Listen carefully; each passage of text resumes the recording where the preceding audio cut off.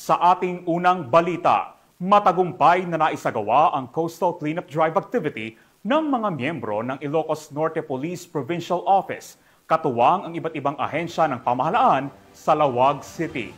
Ang magandang balitang yan ihatid ni Police Corporal Joanna Marie de los Santos.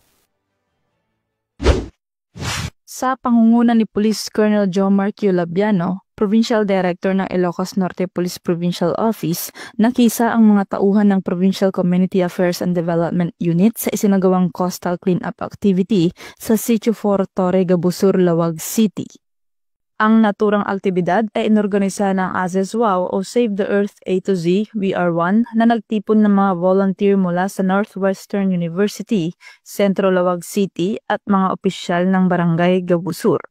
Layunin ng naturang gawain na isulong ang pangangalaga ng kalikasan at maitaguyod ang malinis at ligtas na kapaligiran para sa susunod na henerasyon.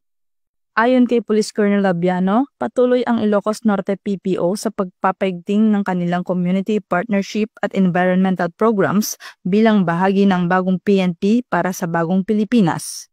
At sa pamamagitan ng ganitong mga inisyatiba, patuloy na pinatutunayan ng PNP na ang malasakit sa kalikasan ay kaakibat ng kanilang tungkuling maglingkod at magprotekta sa sambayanan. Mula dito sa Ilocos Region, ako ang inyong PNN Correspondent, Police Corporal Joanna Marie de los Santos, alagad ng batas, tagataguyod ng balitang pulis.